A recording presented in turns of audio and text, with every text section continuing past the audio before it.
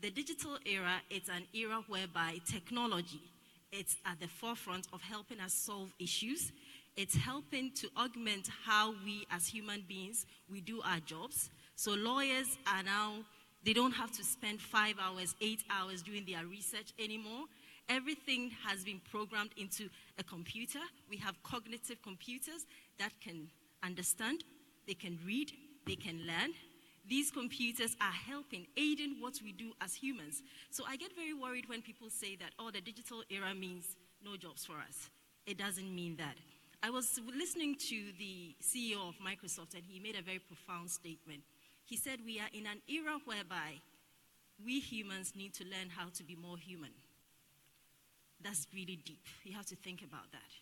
So, and I always make reference to a film I watched. I'm sure many of you have watched that film as well, Hidden Figures. Have you seen that film? Okay, so Hidden Figures is a technology film about IBM, when IBM invented computers. And there were black ladies who were actually doing the physical inputting of data into computers. And their leader, the team leader, realized that their jobs were going to be obsolete because these big giant computers from IBM have arrived and they're going to take over their jobs. But the team leader thought fast. She said, somebody would have to program these computers. So she sneaked into the room, stole the book, spent hours and hours learning how to do the programming, taught her team. So when the time came for them to find people who could actually do the programming, they were ready. And for me, that is smart. That is thinking ahead. That is knowing that, just like the panel before said, there are some jobs that are going to be obsolete, but there are more opportunities for us. So the digital era, in very, very short, simple terms, is an era whereby technology is at the forefront of helping us solve our grand challenges, educational issues, traffic issues, waste management, agriculture, health, all the problems that we face in our continent. Now we're using artificial intelligence, we're using big data and analytics to help us analyze, preempt what is going to happen in the future, and even come up with solutions for them. So it's a very interesting era, and there's no better time to be alive. So I'm glad we're here today to talk to you about how can we as women take advantage of this era, and be part of the revolution. Thank you. Okay, so 2 great definitions of the digital era. So now I wanted to ask Yolanda, as a young woman, how can you take, advantage of the digital era now that we've understood that technology is here with us? How can you position yourself and benefit from the era? Good evening, everyone. I think the first thing to actually think about is, from what Angela said, is how do you remain relevant in the digital era? And what is the difference between the era that came before, the first, second, third revolution, industrial revolution, to this revolution? And the biggest thing that is different is actually our capacity to think. That's the biggest thing. What we've accelerated effectively by actually using machines to help us, we've actually elevated our ability to innovate. Because today, you actually can press a button and you can have so much optionality in terms of information. Now, the discernment, the ability to say which one is important, which one comes first, which one comes second, is yours. That's the only ability that you need to have, the critical thinking ability. And for me, when I look at the kind of issues that are being solved out there, they are actually based on the ability to use innovation to actually solve real problems, real world problems, by using your own cognitive ability, your ability to think beyond what was there yesterday. The second, third industrial revolution, remember, it was about automation. It was, a car was actually screwed on by people. Now we use a machine to screw it on. So it was still the same thing, but it just became more efficient. Now it's not that. It's basically what Angela was saying. We're using artificial intelligence. We're feeding machines with information, and they're giving us better answers than humans can. So what is it in our role? What role do we play in that? It means that we actually have to play the human role, which is what the machine today cannot do. So how do we become more human? then is the question. How do we become then more relevant in that context? And I think it's around what was discussed actually in the previous kind of panel, which is how do you actually solve people's problems? Let's pick on Uber. Let's pick on Airbnb. What did they do? They said, we don't like middlemen. We don't like companies that I have to go to in order to book a service. And they said, okay, if you want to go stay in a hotel, you don't have to go through a third party, you can go direct. Okay. But what were they trying to solve? They were trying to solve the human problem around what they had as assets first, and being able to make money of the assets that you have. Just think about it. In your homes, how many people are using your home as we sit here? When you go to the office, how many people, when you're in the office during the day, how much do you use your car? That means that car is available to be used by someone else. So how is technology in the fourth industrial revolution changing our thinking? Is that we are moving from an ownership mentality to a shared mentality. So we're back to the African kind of concept of Ubuntu. I hope all of you know what that concept is, which is a concept of sharing. And I always say Africa is best placed to win in the digital age because we actually do not have to change who we are in order to actually play in the digital age, which is about sharing, shared access, and actually shared winning as well, because everyone shares a little bit in the revenue, unlike the old model, which said winner takes all. And for me, those are the kind of things that we should be thinking about and saying, how do I take advantage in an environment where I can solve problems? Africa, because we've always been constrained in terms of resources, in terms of money, real money, we always have said we have to find innovative solutions. So there's a lot of innovative solutions that have come from Africa, not from anywhere else. So that on its own should actually leapfrog us in actually finding solutions. The cost of technology has come down. The device that Angela has in her hand now, has more processing power than any other computer that was made in the 80s and the 90s and even the early 2000s. Supercomputers. So that just changes the game significantly. So what are the skills that we need? It's not just the book skills. It's actually going to be a mindset issue. It's not going to be a mind issue. So you had it. It's not just the book skills. It's a mindset issue. So now, Ethel, I wanted to ask you, speaking about mindset, there's generally the perception that to acquire these skills is very difficult. I get a lot of young people coming to me saying, oh, I want to go into technology, but I hear that there's something called coding, blockchain, artificial intelligence. It seems like some hocus pocus magic things. So how can you sort of advise the young ladies here or sort of encourage them to know that going or acquiring these skills is not as difficult as sometimes they think it is? Well, so I'm going to put the careers into two parts, right? So we've got the proper technology, engineering careers. Is there anybody in the room that's doing an engineering course or build software? No? Anybody who is in, okay, so we have a young population here. University students here? Please raise your hands. Let me see. Okay, so a lot of university students. Let me go back. So we're in the space where there are people that might be getting ready to study or are thinking a tech career is interesting for me, and that's one group. And then there are people in different careers who will be technology enabled, right? So now let me address the technology enabled careers, and I'll come back to my nerdy techie people in a moment.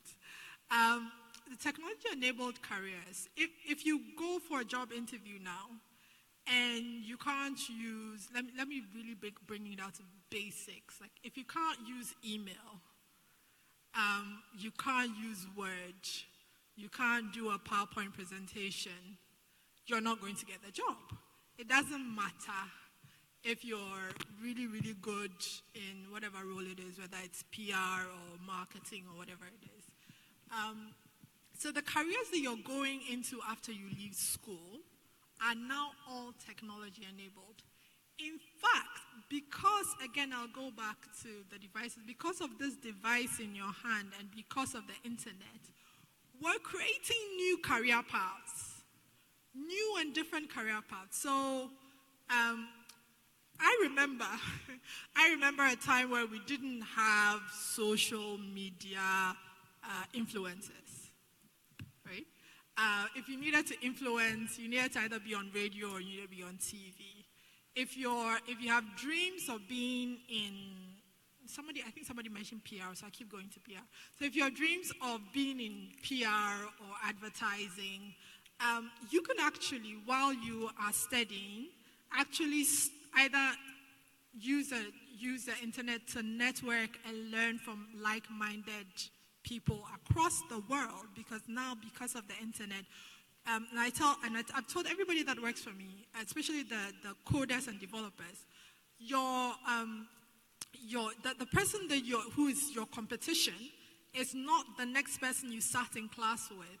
It's the 14-year-old in Silicon Valley who is building code because of the globalization of the world, really. So now you're in PR marketing, you're studying for PR marketing.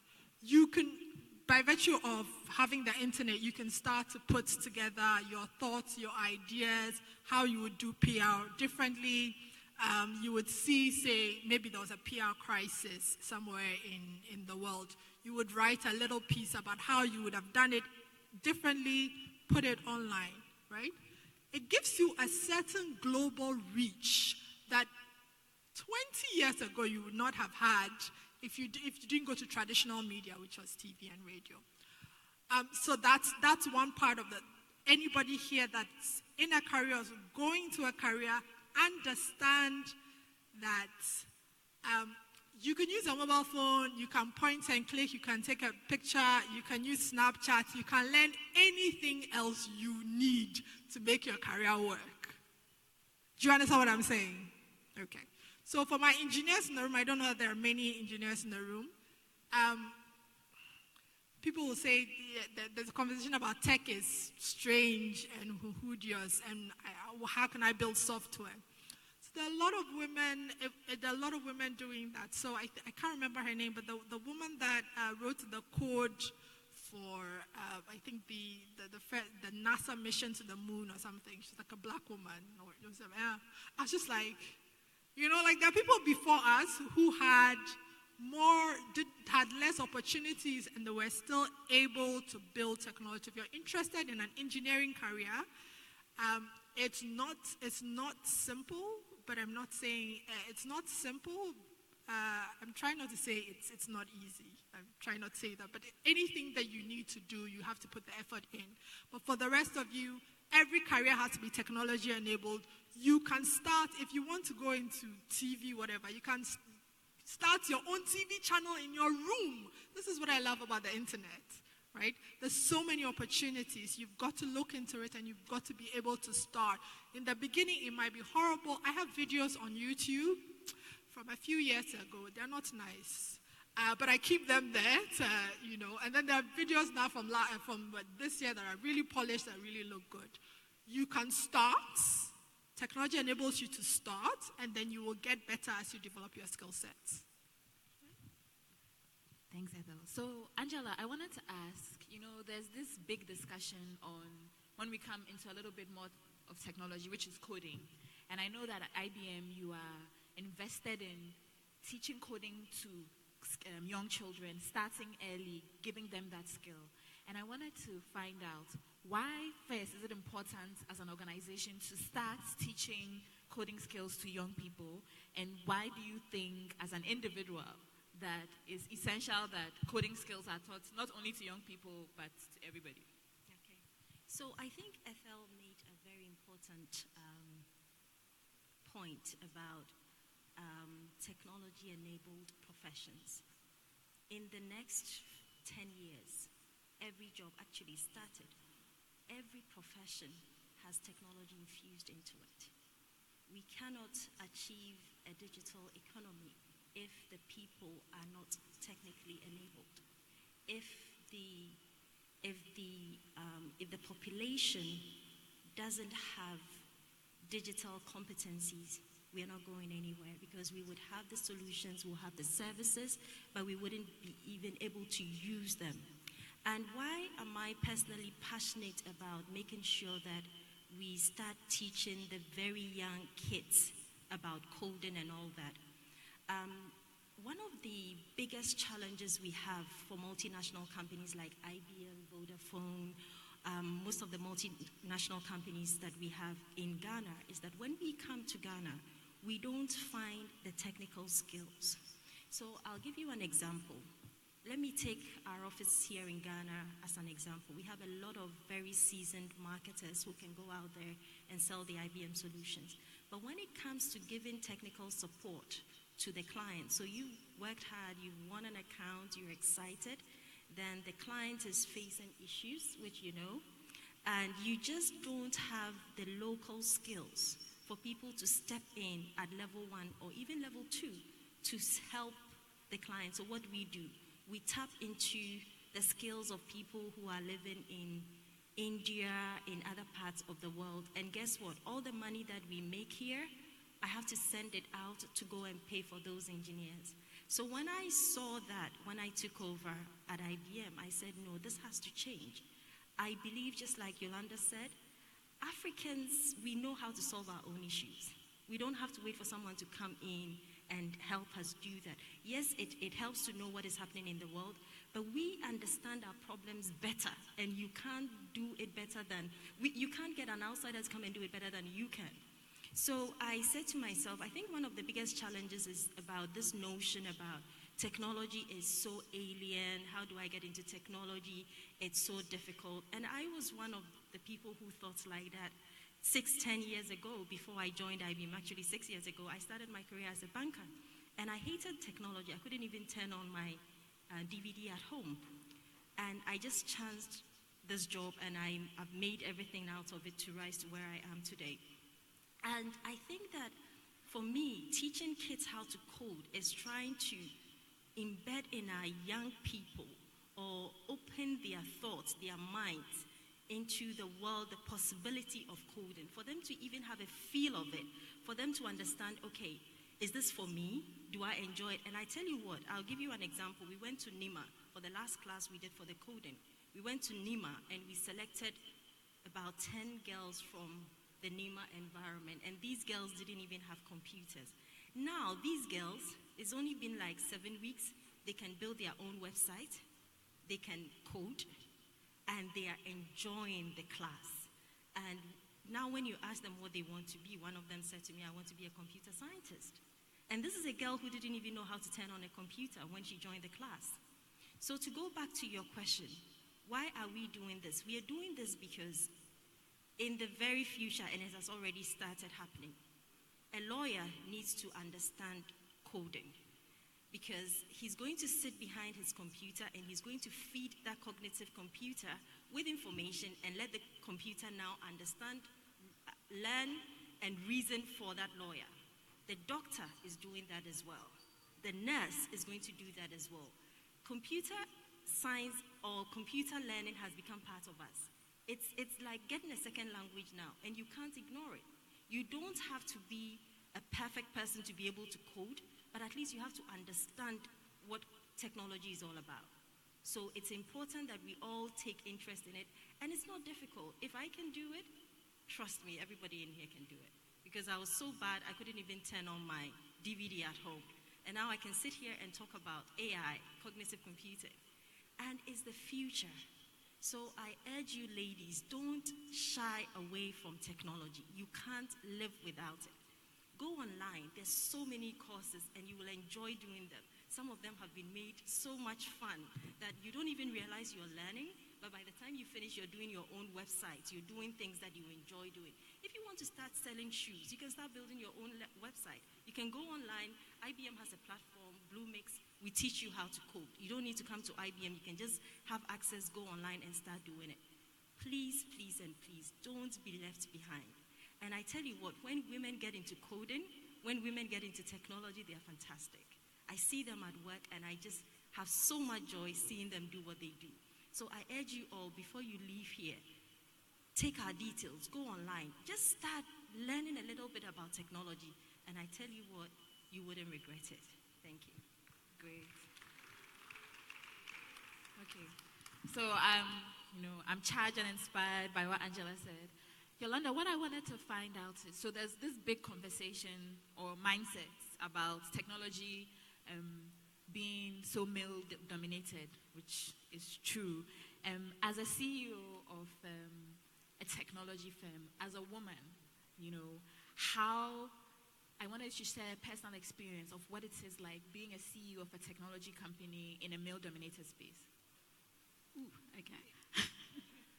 So I think first and foremost, it's not just technology. It's actually any commercial kind of environment. It's actually dominated by males, unfortunately, still to this day. I've only been in technology for about 3 years now, so technology is still new for me. However, just reflecting on all the environments that I've been in finance and other services kind of industries, people come to work for a specific objective. Some people come to work to pay the bills. Don't judge them. Okay? Some people come to work to leave a mark. That's fine. Some people come to work to make an impact. And once you understand people, then you actually are able to work with them better. And that's what I found. So is it difficult to work in a male-dominated environment? Not really. However, having said that, would I prefer a more balanced environment? Yes. And the reason why I believe that a more balanced environment is helpful is because it improves, diversity has proven time and time again that it improves overall results. When we have diversity of views, diversity of people, diversity of backgrounds and so on, it tends to improve the results. And for me, that's the reason I'm pushing for diversity. Not necessarily because I'm saying I want to see more females. Within Vodafone, if I look at my EXCO, for example, and also specifically, well, let's start with my EXCO. 7 out of 10 EXCO members are female. 70% of our EXCO is female. Okay. So, and for me, that's an awesome achievement. And the second thing is that our chief technology officer is a woman. The one that was before this one was a woman from Ghana, so it wasn't from another country. It was actually, Patricia was there for years and years and years until we actually decided to give her a bigger challenge, which she's busy dealing with now. And the person, again, that we actually chose to replace her is another female. So can we do it? Can we as women do it? Absolutely. Because this network was built from the ground up by a woman. It was designed by a woman in the main and actually executed on by a woman. So is it possible? Yes, it is. Absolutely. There is no difference for me in terms of delivery between a woman and a man. When I get given targets, when I ask people for delivery, it doesn't matter whether you're female or male. Is there, however, a difference in the attitudes of women versus the attitudes of men? Absolutely. Unfortunately, there is. Men tend to grab all challenges, even if they are clueless about it. Okay? You see it only in their faces once you know them. That, okay, this one, I'm not sure if they're going to deliver or not, But they go out there and they try it. Women actually want to actually depart from a level of competence. So when someone gives me an opportunity, I want to know before I do it that I can indeed do it. So I don't look at it as an opportunity. I look at it first as a risk. What if I fail? Whereas the man actually looks at it and says, actually, I think maybe I can do it. And that's the biggest difference that I see between men and women in the boardroom. And therefore, how I deal with it in the boardroom is also in that context.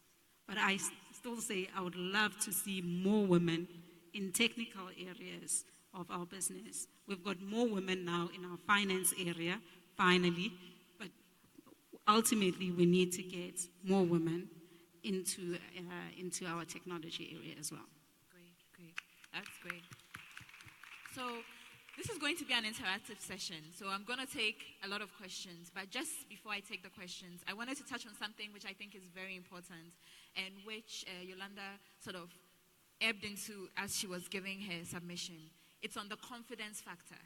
Now, I meet several women in my line of work, and there's always, the fear of the unknown. There's the fear of taking bigger challenges, the fear of rejection, the fear of stepping out of your comfort zone. Now, I wanted to speak to the panel, starting with Ethel, and ask Ethel, you're a very confident woman in the tech space. For a young lady who has all these ideas, but the voice keeps telling her, you are not ready, you can't do it, you don't have what it takes. How do they find that confidence?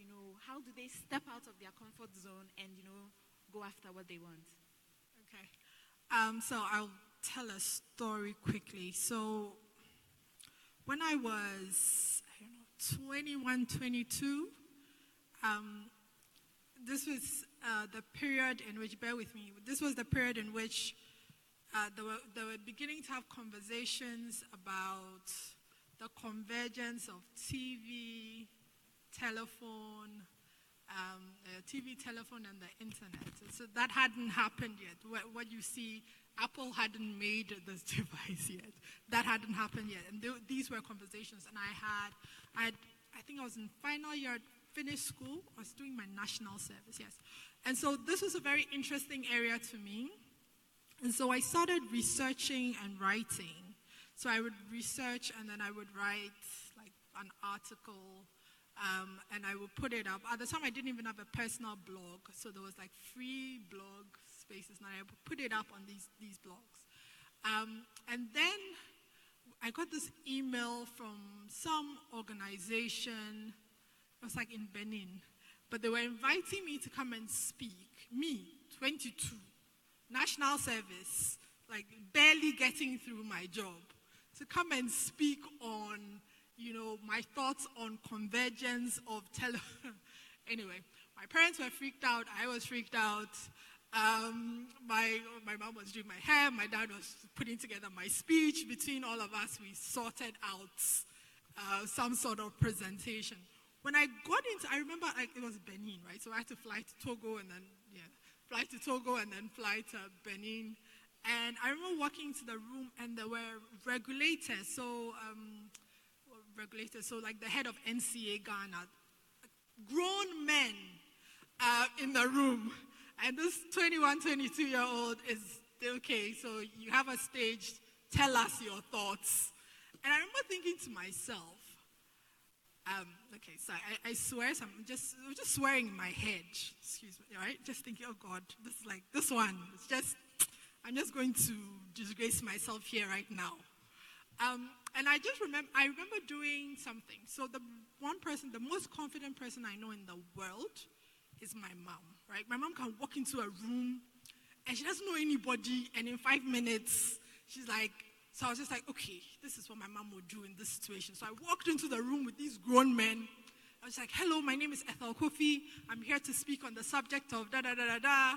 And anyway, it was the 15 minutes that I did that speech. I can't even remember. It's like I blanked out, right?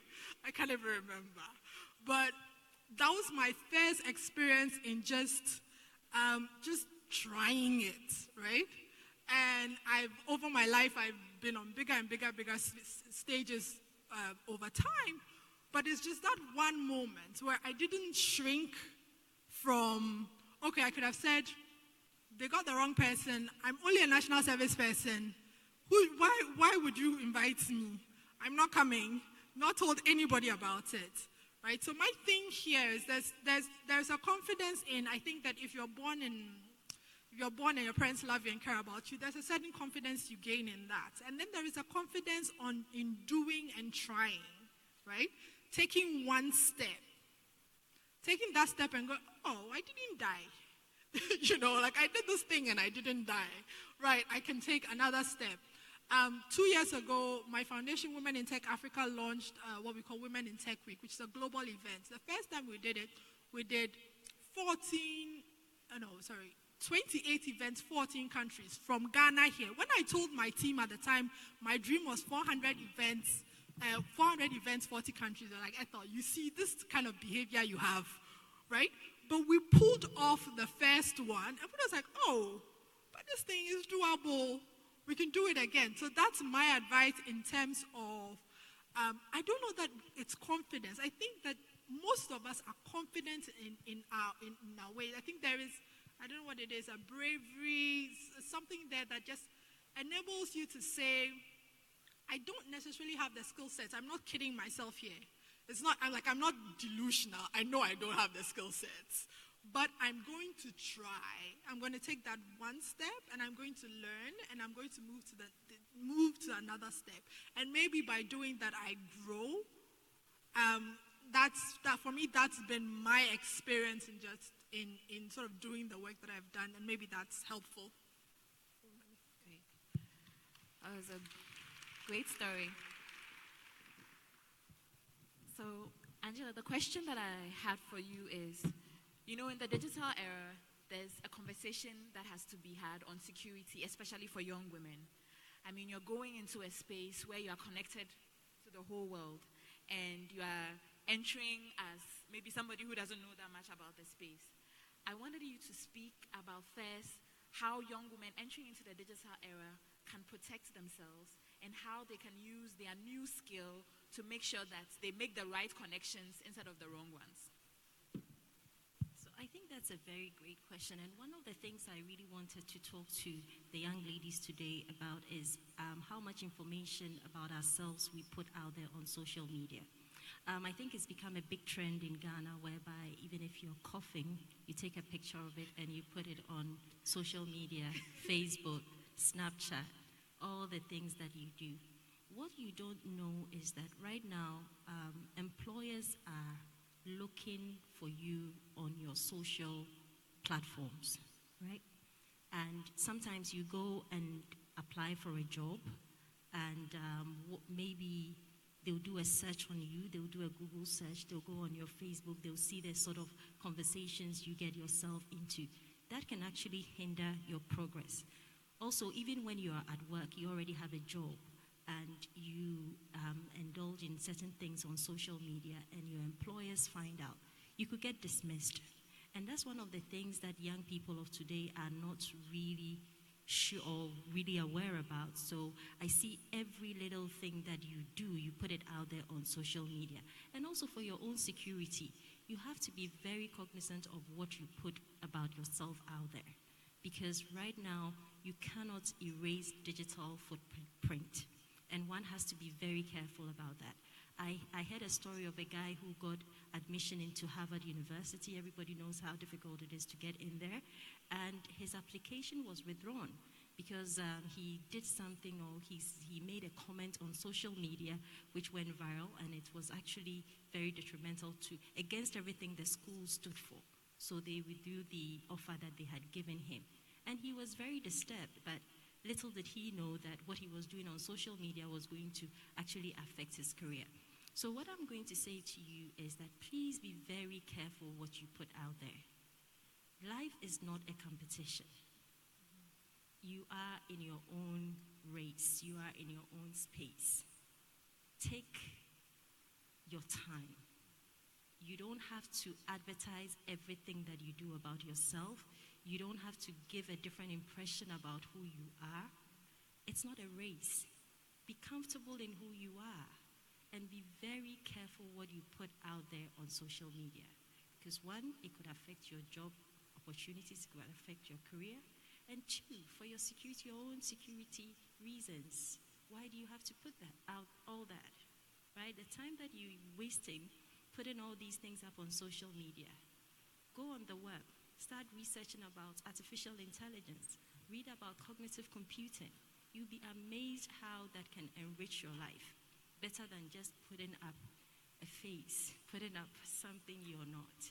So I plead with you, young ladies, be very careful what you put out there about yourself on social media. That's really excellent. So the last question before I take questions from the panel. So, Yolanda, I wanted to find out. Now, the last question for me is connecting the unconnected, right? There are so many people that talk about access. You know, they may not have the opportunity to get access. There's also the conversation about cost, you know. So, how do we make sure that we are reaching women and girls and everybody everywhere? So, how can we try and connect the unconnected? Firstly, there are two elements in the connected space. So today, if I look at Accra, Greater Accra, which is 100% connected pretty much, okay? I look at the analytics from Facebook and the other platforms that are available. More than 65% of the people that are connected are male, even in the 15 to 24-year age group. And even if I go to the next age group, up to 35, you're seeing that disconnect. Firstly, therefore, then there is an issue, not of just the device, but of interest. You know, so somehow we have to learn to generate the right content for women to be able to say, I actually want to be connected. You know, and for me, if we don't get that right, that's the first part that we're never going to win.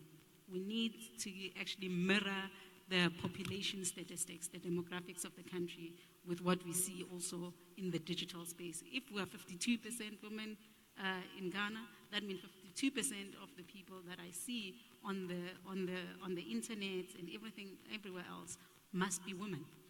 So that gap in itself, and I'm talking about Greater Accra, I'm not even talking about Tamale or somewhere up in the north, upper east, or so on, and so on. So for me, that's the first one. How do we generate the right content for women to actually hook on to the internet? Because if we've got such a gap of women who are not actually on the internet, that means they are not becoming socially relevant for the future. They are not becoming economically relevant in the future. So these are the people that we will leave behind. And for me, that's the first thing that we have to intervene in. The second element is around the people that are in non-coverage areas. Strangely enough, you know, about a few days ago, I was looking at some of the analytics about people actually in the Upper East, Upper West, and so on and so on. And when I was looking at that, I was actually quite surprised at the kind of qualitative kind of comments that people were making. The ones that are not adequately connected were saying, I have to actually walk to here in order to get coverage. They were not saying, I do not have coverage. So actually, Ghana, we are improving every day our connectivity and our access to connectivity. But that's just infrastructure.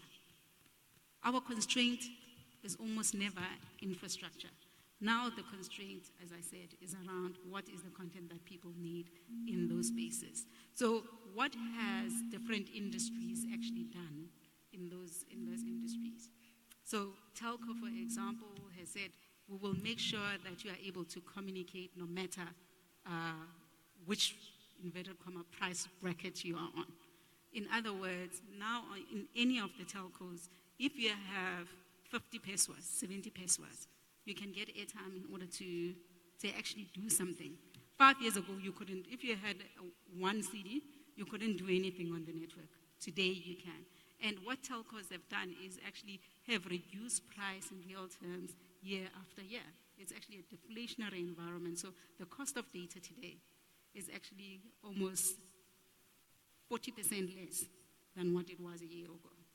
So, I mean, this is on average. So what does that say? It means that you are actually increasing the capability of people to actually access the internet. A lot of companies, ourselves and many other companies, are making sure people are able to code. They are actually making sure that they're giving digital training to a lot of people. And in fact, even things like the videos that a lot of companies push to their people, just to get them to understand how technology works, how financial services work, how to push inclusion in financial services and other areas. That is, for me, as important as what we do in technology, which is providing the infrastructure as well. So a lot of work being done in terms of improving access, as well as making sure that people are connected. Okay, so now we're going to the question and answer session before we round off. So I wanted to find out, first, it's important, like whatever question that you have, feel free. Like I said, this is a girls' chat. So does anybody have a question?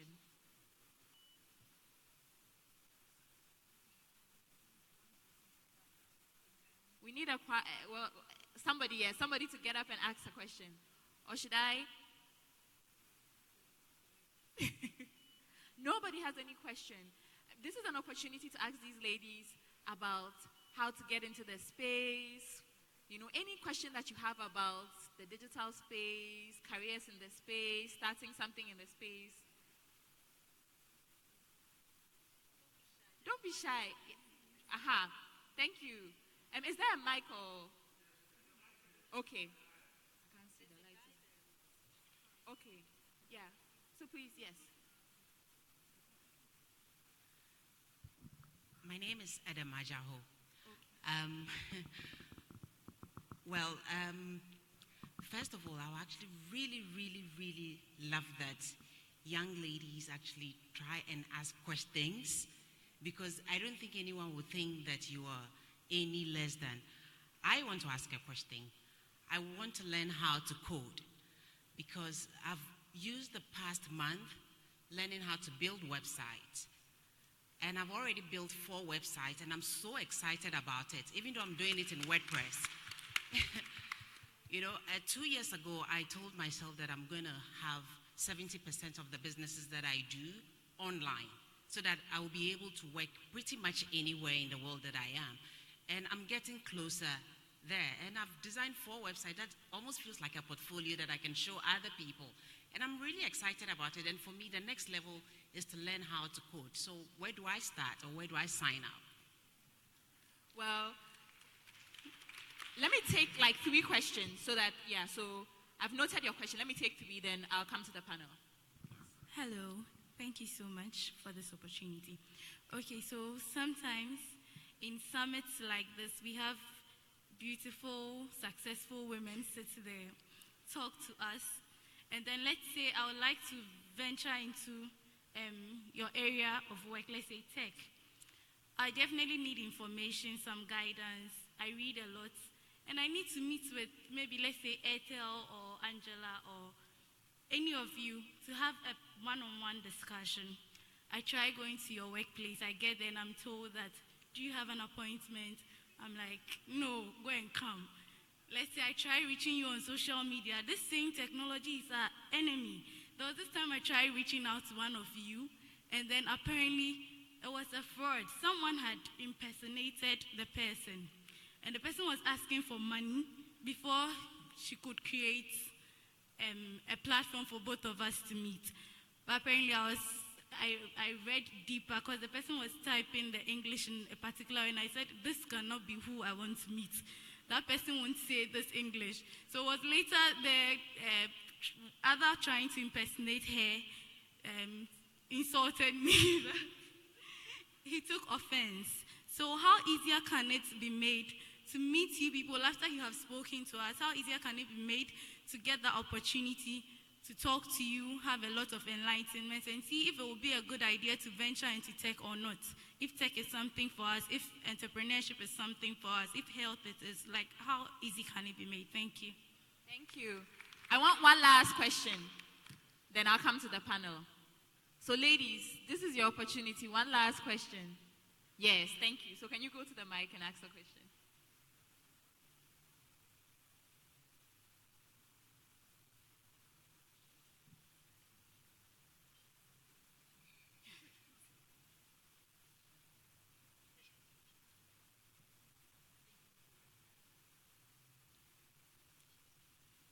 Okay, my name is Stephanie Asari from Central University. When we began, Angela said something about coding. And surprisingly, I'm in level 400 and I don't know what coding is. So if she could explain what coding is into details for us. Thank you. Okay, so I'm going to take these 3. If there are more questions, keep them in your mind. I'm going to start off with just my perspective on 2 of the questions, or 3 of the questions. So coding is simply a language that you use to interact with a computer, right? So when you go to France, you speak French. So in order to get the computer to do something, you give it a set of instructions, right? So the language that helps you to give instructions to the computer to do something is called coding. Simple. Okay. So now, so now we've defined coding. Anybody can learn to do it because it's simply giving instructions, and everybody likes, to be able to give some instructions. Now, there are several resources online to be able to help you to learn to code. If you want, like Angela mentioned, I'll let her explain more on that. But if you want face-to-face interaction, I run a coding academy at East Legon. So any lady that wants to learn more coding skills, you are welcome to come to the academy. We work with children and adults. So we start with 5 years old. So if a 5-year-old is building a website, you can also do it. And with the lady that has built 4 websites, kudos to you. I love the fact that you want to put more of your businesses online. So now, like I said, there are so many resources online. For in person, there's IBM, there's also Shunko Academy. But it's good that you've started, and there are several opportunities to help you take that to the next level. With the question on meeting after, when you meet amazing panelists, how do you connect with them? Now, there's a conversation that has to be had when you go for these events, right? I remember somebody said to me, if I go for these events, I want to take everybody's business card. So you have, let's say, right after, everybody runs to Yolanda or Angela or Ethel, and they're like, I want your business card, I want your business card, I want your business card. And then you take the business card, right? And then after, you send her an email or you try and connect. Now, you must understand that clearly they are very busy, but you have to make an impression. So it's a give and take relationship, right? You are not only coming to just take. What are you as an individual going to give? And it doesn't necessarily have to be, I have so much to give, but it's how are you going to engage with them such that they want to engage back with you? So even how do you start the first impression email? For some people, it's just hi, I saw you at the panel. Can I get your number? You understand? Imagine she gets, or all these panelists get like 100 of these emails every day. Why would they respond to yours? What would make yours stand out? So it's not just about after this, when you've met them, you want to connect with the panelists and, they don't have time for you. There has to be a reason. So even that introduction has to be something that an exchange which is mutually beneficial, where the panelist feels that you are an individual, they want to invest their time and energy to support. You understand?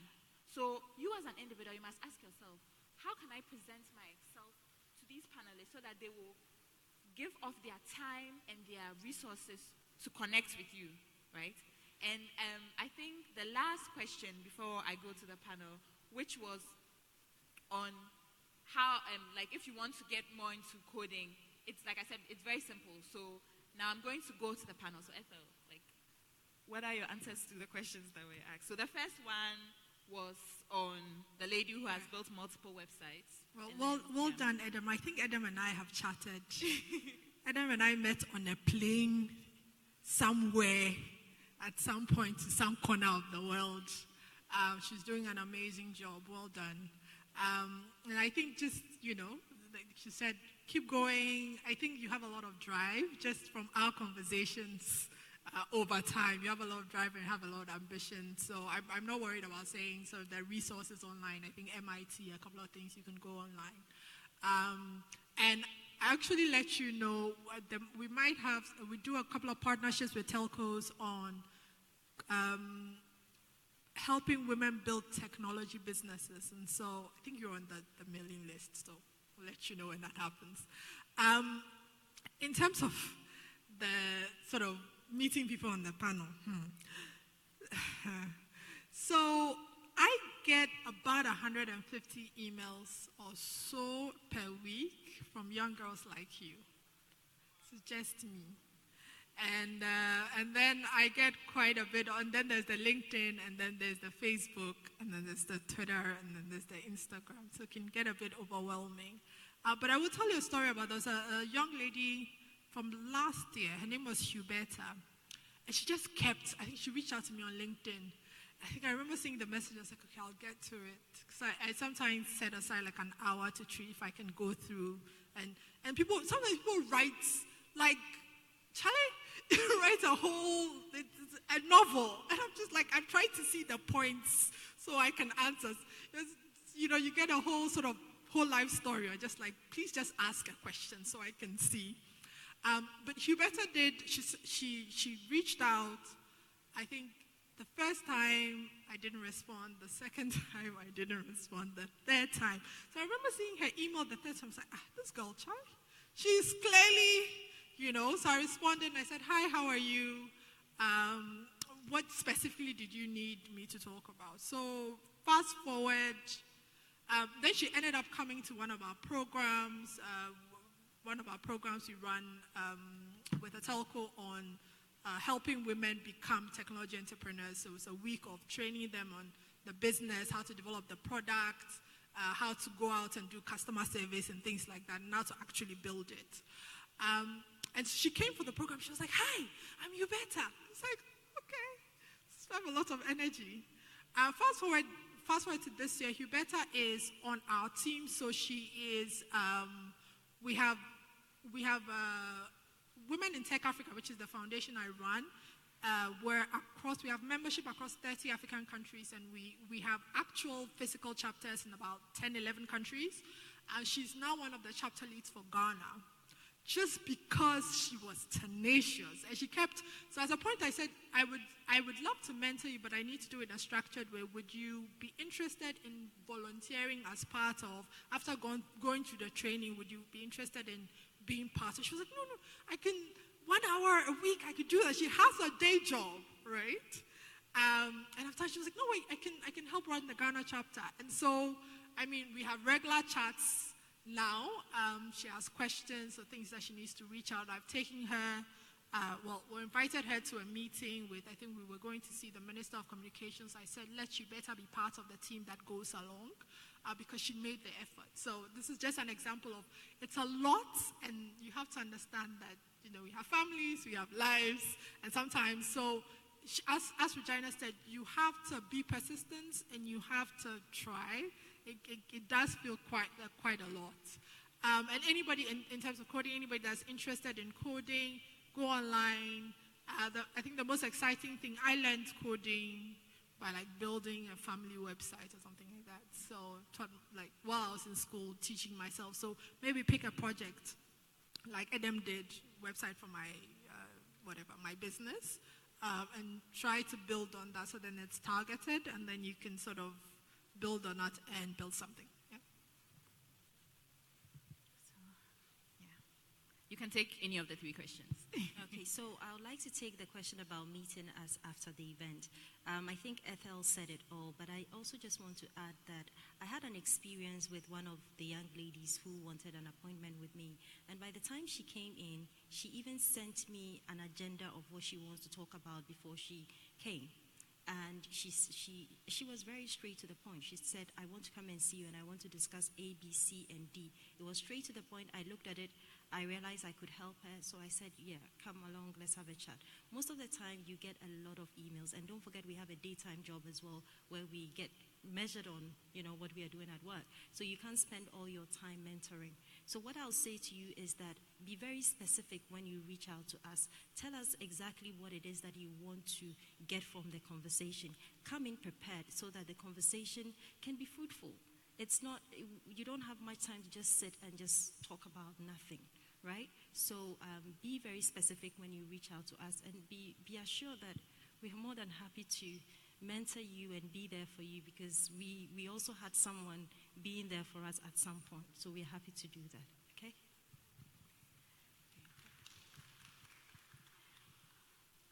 I guess I'll pick up first on the coding, kind of where can I get coding and so on. First of all, you are right here. People can come to you and say, I want to. But there are lots. You just go on Google and just say online training for coding. I promise you there's thousands and thousands of YouTube videos. There's thousands and thousands of ways to actually do it. Vodafone actually has what we call Vodafone Instant School. And within the Instant School, you can go to a coding profile, and then if you go in there and you're a Vodafone customer, you actually even browse for free while you're learning everything that's on the platform. So there's many kind of ways to actually get in there. Even if you use other mobile operators, you actually can still get in on the portal as well.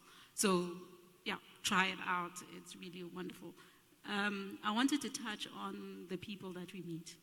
A lot of times when you meet ladies like ourselves, it is the first time you actually are meeting us. And you really have no deep knowledge of who we are. You actually only know the story that you've read in a newspaper. And for me, I always ask people, who has made the most impact in your life? 9 out of 10 is not someone you met at a conference. It is someone you met at church. It is someone you met in a different kind of environment. Someone you actually know a little bit, but because you actually taken the interest here. Because you'll find that in your church, there's someone like Angela. There's someone like Ethel. In your church, somewhere where there is a close environment. The value of mentorship is consistency.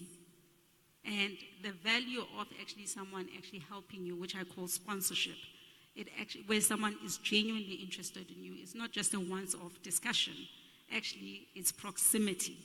So it is very important when you look at these kind of opportunities. There are opportunities to interact once-off. Hound us all you want. I don't mind how many emails you send to any of us. You can send us 100. At some point, we're going to have to listen to you and actually respond to you. However, you're going to be 1 out of 1,000 that gets to be, what's the lady's name? Jubeta, okay? You're going to be 1 out of 1,000 that gets to be Jubeta. But you can be 1 out of 2, meaning that you have 50% chance of success if it is closer to you. If you're seeing the Minister of Finance at your church every Sunday, walk to him. If you hear that he comes in the morning service and you are in the afternoon service, change services so that you can bump into him. You know? Guys, there is lots you can do within your proximity, because the people that you genuinely meet every day are actually a lot of relevant people to where you're trying to get to. But you have to be willing to change. You have to be willing to look at things slightly differently than just saying, I met Ethel at a conference like this. So let's think about it. Sponsorship is about consistency and someone being genuinely interested in you, but with proximity. So the first time I meet my mentor, he just gets to know me. The second time I meet my mentor, he's just getting to know me. The third time I get to meet my mentor, he's asking me relevant questions about my future. The fourth time, you know, so you can see it's a build-up. It's not a one-time conversation. It is some of my mentors and some of my sponsors that have suggested me into different positions. I tell people, young people often, that I've never had to apply for a job. Not once have I applied for a job. But I've changed jobs. Yeah, but not once have I applied for a job. And the reason I can confidently say that is because I'm able to pick up the phone and say, hey, Mr. Mentor, you know that you once introduced to Mr. So-and-so, or you know Miss So-and-so. Can you please help me get to them?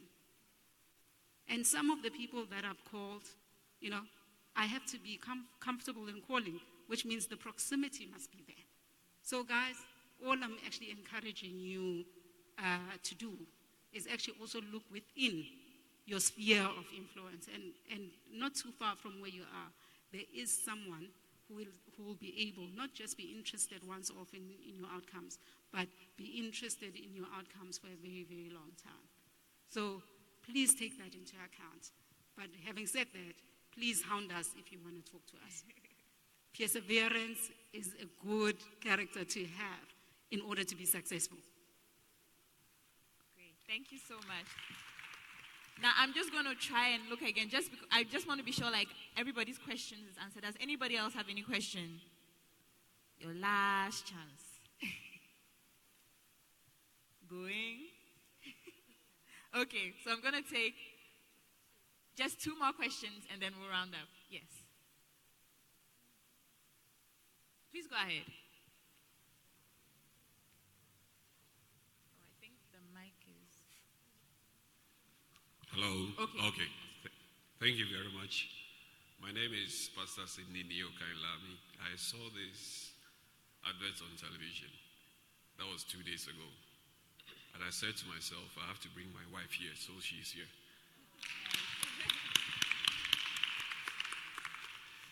I'm coming from a home.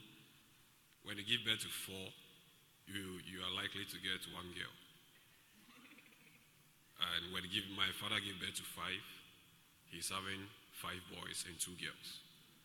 By happening to get married, I have 2 girls and a wife. So I'm only boy in the house.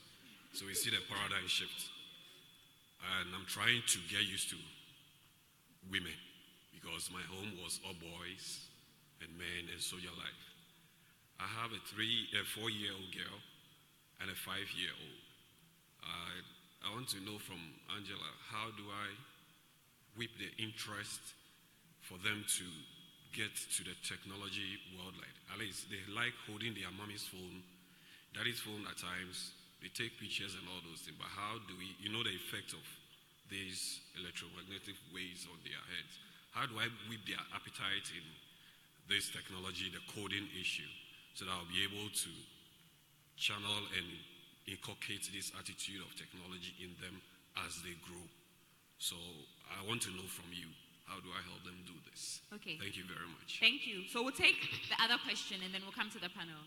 I saw a hand. Oh, okay, sorry. Yes.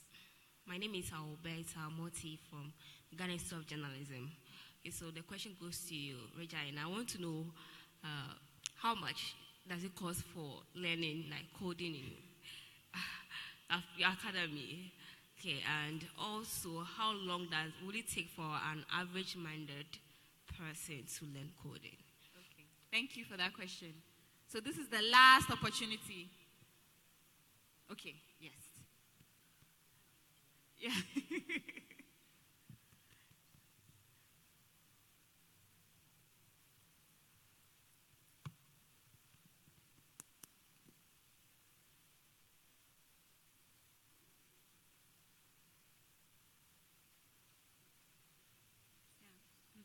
My name is Tatiana Admira from Central University. Angela has spoken about how young ladies can protect themselves, like getting security from using technology. That's the kind of pictures we post on social media and all that. So my question is to know that, is it possible to join 2 careers like marketing, CEO, and modeling? Sorry, I didn't hear the last part. Is it possible to join 2 careers? Okay. Yes, like Marketing and modeling. Yes. Okay. Thank you. Thank you too. 2 careers. Okay. So these are our last set of questions. And I'll now go to the panel. So Angela has like a bunch of questions, but I also wanted to hear from, I'm going to start off with Yolanda and ask you to answer the last question. Is it possible to join 2 careers, marketing and modeling? Absolutely, because your passion shouldn't be devoid of your career. If you actually leave your passion at home and you go into an environment where you're only doing work, you'll see that at some point you become unfulfilled about what you're doing. So you have to look at how do you combine the 2. And I'll give you a classical example. One of the best marketing people, you might not realize this, but is Kim Kardashian. They've built an empire based on modeling and showing off what they do, how they do it. Absolutely staged most of the time, but we like it. We consume it. And they've built even more stuff built on that. They've built clothing lines. The other one has built dolls. And it's not only her. It's Hello Kitty is a brand that we know of that actually has been built out of reality TV. So what have they done? They've combined what they're passionate about, which is maybe fashion and other areas, with being sustainable in what they do. I mean, there are other people, you bring it into different kind of contexts outside of modeling, where people actually have done it in real estate, people have done it in so many other areas. But you must be willing to experiment. But you must first be passionate about what you want to do. So if you're passionate about it, don't lose it. Find ways to actually enable it through other mechanisms. Your passion must be at the core of who you are. There are times when you can walk away a little bit from your passion, but always come back to the center so that you are always truly happy about what you're doing. Otherwise, you'll always feel like you've changed your own life. Thank you so much. So, Angela, I'm going to go to you with the first question. The gentleman asks, how do you get children engaged or wanting to learn to code? How do you build that appetite in them? Okay, so I think first of all, I would like to say a really big thank you to the young gentleman for bringing your sister and encouraging your wife, your wife rather, and talking about your sisters and promoting women. I think that is really good. So thank you so much, and I think we should all clap for you. So to your question about trying to encourage your 5-year-old to code, I think Regina made a profound statement here that for her, she starts very young. With IBM, we start from 15, 13 years, and then we start training them.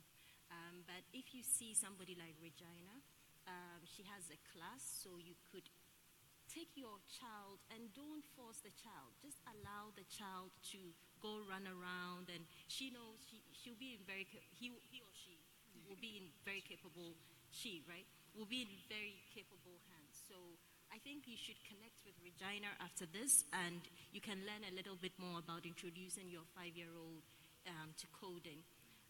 It's also at home. I think you should also try and get maybe an iPad or games that will help them start thinking about technology. There's so many games. If you go online and you Google it about coding, introducing young kids to coding, a lot will pop up.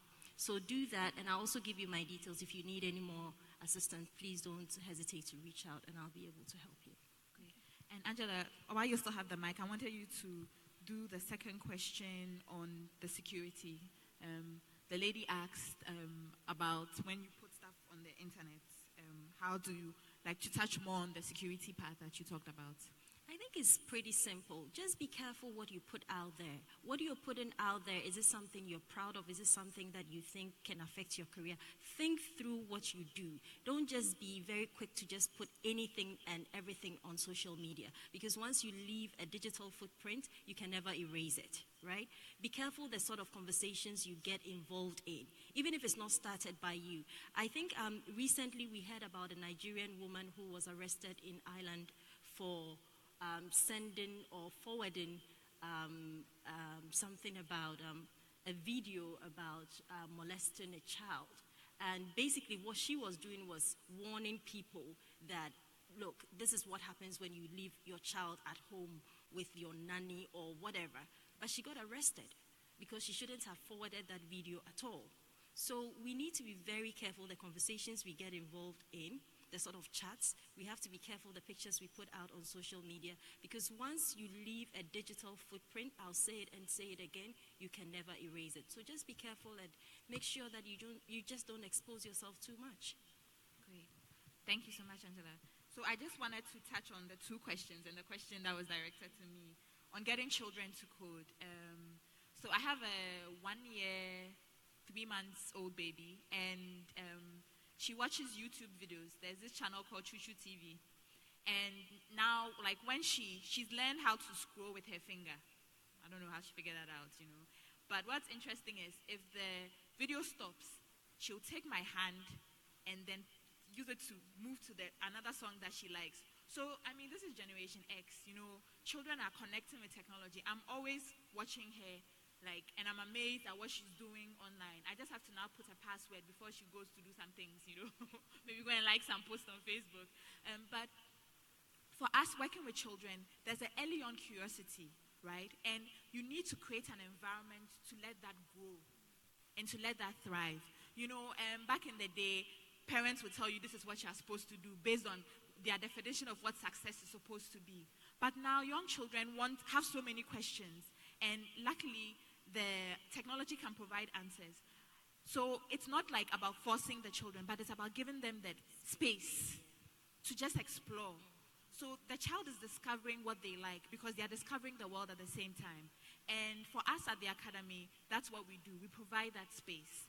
And that's why we start early also, so that we can guide their curiosity in a positive way. We can sort of take what they are interested in and show them how to add technology to it. So with our kids, they are learning how to do websites. And there are all these really simple tools. Like MIT has this app inventor, which allows children to develop Android apps that you can actually deploy, So there are all these amazing things. And I just wanted to add that we also worked with an autistic child. And for the child, he was fascinated with belts because autistic children fixate on one object. And we taught the child how to learn how to build a website on belt, but we taught them how to do simple coding all around how you put a belt around you, So you can take your child's passion and then add technology to it.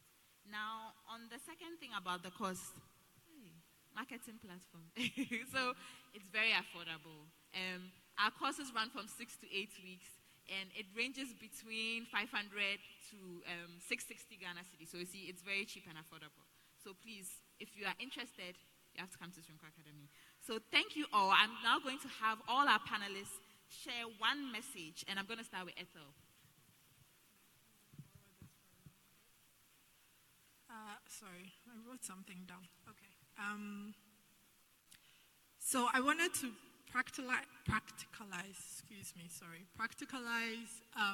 what we've all heard today. If you're in school, there are many ways in which you can become technology enabled, right? So a lot of ways is, if you're interested in something, a lot of people say, I don't know what my passion is, I started out by just, if there's a little interest in something, I'll go online, I will gather information, I'll figure out what I like and not like about it, and then I'll go to the next level. So technology is a really great place for information gathering. Technology is also a really great place for brand creation. So for those of you, and I keep saying this, if I was born in the generation after, right, I would have started a business when I was in school, right? Because I think our time when we were in university, we didn't have the social media on the level. I think I was doing my master's when Facebook really became, right? So the ability to take whatever it is that you learn or you want to teach or something that's interesting to you, from, funny videos to comedy to building robots to whatever, the fact that you can film yourself, put it online. In fact, is it Korea? Is it Korea or China? There's a group of people that make a lot of money online.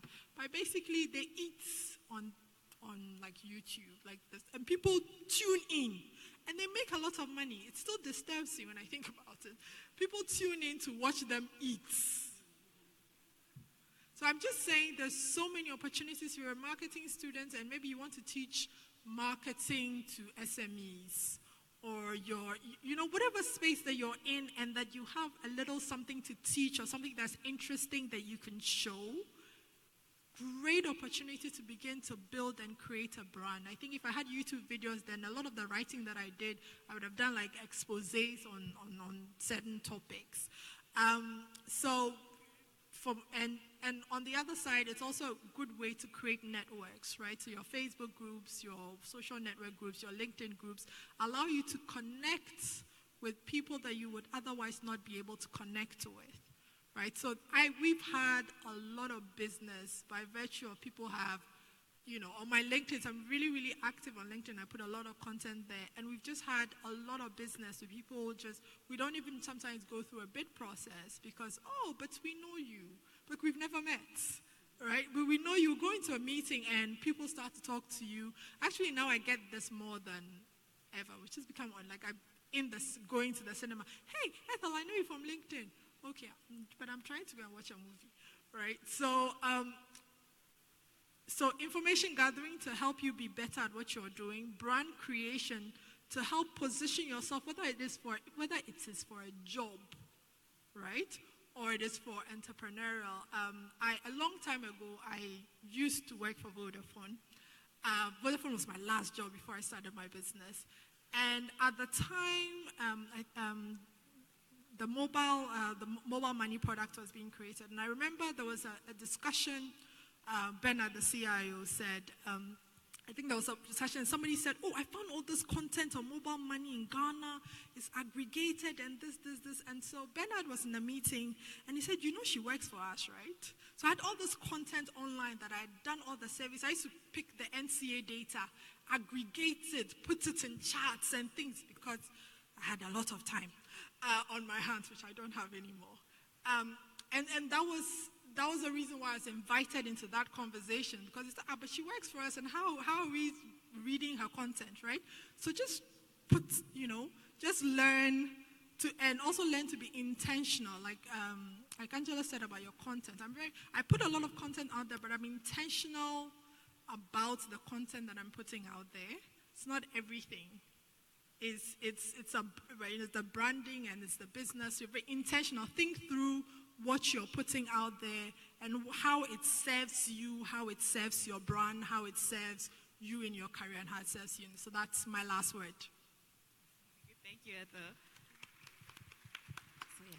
So I think, first of all, I'd like to thank all of you for being with us here till this time. It's Friday evening, and I'm sure you're in a hurry to get out of here. But thank you for spending the time with us. We've really enjoyed being with you. For me, I think one of the things I really want you to go away thinking about is that we are in a digital era. It's here, and you cannot run away from it. And you can only enjoy the digital technologies, the services, the solutions when you are digital savvy yourself, right? So it's not a luxury anymore for you to say, I want to learn about technology or not. It's a must. It's like having a second language. And it's not difficult to actually get your head around it. From afar, it sounds very complicated. What is artificial intelligence? What is cognitive computing? What is blockchain? And every day, every night, every hour, new things are coming out. And you start thinking, how do I get my head around all this? It's very simple. You just have to tell yourself that you have to do it, because you cannot be left out, right? We all have to remain relevant. And I would like to leave you with a 3 Ps that has really helped me in my career. The first P is passion. Whatever you do, wherever you find yourself, make sure you give it your everything. If you're studying, do it with everything, because there's a time to study, a time to work, and a time to do everything. So if you're a student now, study with passion. Make sure that you're doing everything that you need to do at this time. The second one is perseverance. You can't do anything if you don't persevere. And you have to constantly reinvent yourself. You can't stay stagnant. You have to always think, what can I do better? Where is the world going? Is my job going to be relevant in the next 5 years? So if not, what should I start doing? And if you start doing that, you never grow old. Your mind is always thinking. You're always ahead of your mates. You're always ahead of the curve. Very important. So passion, perseverance, and the last one is prayers. You have to pray. You can't do anything without God. And the last panel, one of the ladies ended by saying, she said something, all things are possible because they have God, right? I can do all things through Christ who strengthens me. That was the quote. I want to leave you with this. With Christ in the vessel, you will always smile at the storm. There will be challenges, but once you know you can pray, you can go down on your knees and call on whoever you believe in, whatever God you believe in, you will succeed. Thank you very much. Now, Yolanda. Yeah. So I'd like to leave you with 3 things. The first one is really around practicalizing some of the things that we've heard today. And one of the biggest challenges for women, whether it's in the digital age or not, is the confidence issue. How do I start? How do I make sure that I get onto the bandwagon? I always tell people the best dreams you have, the best perceptions you have about yourself is at 1 o'clock in the morning or 2 o'clock in the morning. How many of you wake up in the middle of the night and think about nice dreams, about who you want to be? And then you wake up in the morning and you're like, no, it's too hard or it's not possible. So at 1 a.m. or 2 a.m. in the morning, when you actually have those thoughts about yourself or what you want to do, take a piece of paper and write it down. I always tell people, just take a piece of paper at that time and write it down before doubt actually sets in. After a session like this one, don't wait until you leave. At the end of this session, sit down for a minute or two and write down exactly what your thoughts are, because you are most motivated at this point in time. Because when you walk out there, you'll remember that I don't have enough money to get home. And that distracts you from your own dreams, from your own passion as well. So write it down. So that the reason why you write it down, you want tomorrow and the day after tomorrow and next week to remember what you actually think genuinely of yourself, outside the sort of influence of third parties and other people. And when you actually keep on seeing what you've written, it actually starts bothering you that you actually have done nothing about it. So I've used that trick for a very long time to push myself, because even people like me who have become CEOs, have done all sorts of other things, there are times when we lack confidence.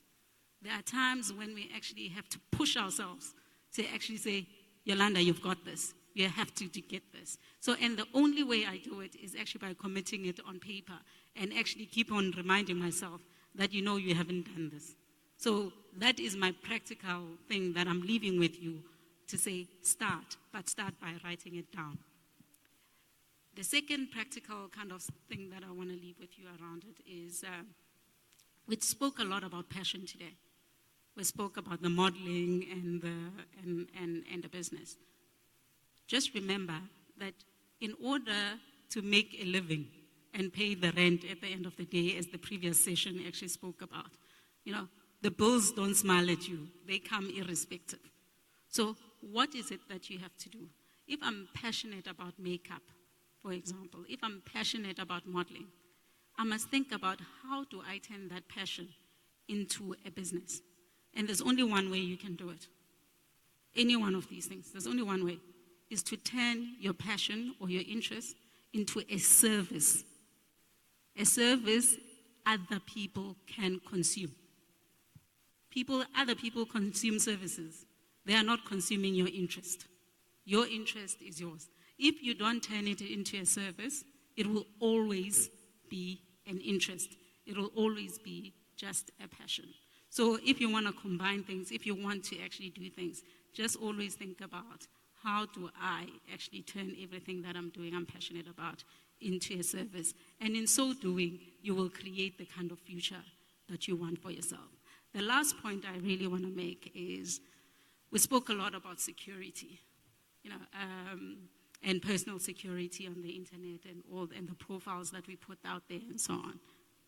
I want to remind everyone that whether we live in a digital world or in the real world that we live in today, as we sit here, there is absolutely no difference in terms of the value system that is required. Respect is still respect, whether you live in that world or in another world. I know it is easier to comment on someone's post and say something derogatory when you don't know them, and also when it's just something that you text quickly.